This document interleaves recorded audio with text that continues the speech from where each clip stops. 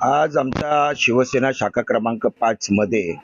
Shiv Sena RPI महायुतीच्या घरोघरी जाऊन प्रचार करण्याची सुरुवात महादेव हरिदास पटेल चाळ येथून हनुमान टेकडी येथून आम्ही सुरू केलेली आहे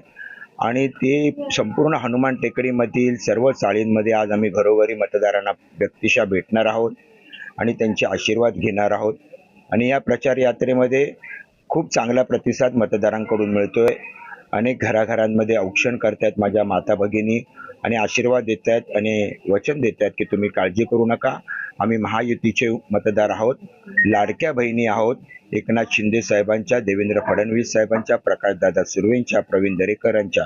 पाठीशी आम्ही सदैव उभे राहू, अशा प्रकारचे त्यांचं वचन आहे। प्रचार या हनुमान टेकडीवरती मी 5 वर्षामध्ये सर्वाधिक माझा निधी या हनुमान टेकडीवरती माझा वापरला गेला। या हनुमान टेकडीमधील सर्व शौचालय, सर्व चाळींची शौचालय याची पुनर्बांधणी केली आपण। महादेव हरिदास पटेल चाळ आहे त्याची 16 आसनी शौचालय आपण बनवले आणि शर्मानगर आहे, आमची संत तुकाराम चाळ आहे, दीक्षित चाळ आहे, भोर कंपाऊंड मध्ये आता मी नवीन बघितलं, आता जाताना तुम्ही ते शूट करून जा, बलकावडे कंपाऊंड मध्ये, तारा निवास मध्ये आपण बनवलेलं आहे, आदर्श चाळ कमिटी तिथे आपण नवीन शौचालय बनवलेलं आहे, केशव बाबाजी चाळ आहे तिथे आपण नवीन शौचालय बनवलेले आहेत। हनुमान टेकडीतल्या प्रत्येक ठिकाणची जी शौचालय त्यांची आपण दुरुस्ती केली, गटारांची आणि लादीकरण आपण केलेलं आहे। निवडणुकीचे नगरसेवक असताना तर केलंच, परंतु नगरसेवक नसतानाही या 2-3 महिन्यापूर्वी आपण ही मोठ्या प्रमाणावरती कामं केली आणि त्याच्यामुळे लोकांना विश्वास आहे। खास करून मी आपल्या चॅनलच्या माध्यमातून सांगेन की हनुमान टेकडी हा उंच भाग आहे आणि या उंच भागावरती पाणी जे पुरवठा होतो तो कमी दाबाने होतो, त्यामुळे वारंवार इथल्या लोकांची समस्या असते, त्या वेळेला आम्ही ती दूर करण्याचा प्रयत्न करतो। मोठ्या प्रमाणामध्ये पाणी पुरवठ्याची अडचण निर्माण झाली, त्या वेळेला आमदार प्रकाशदादा सुर्वे आणि आम्ही माजी नगरसेवकांच्या माध्यमातून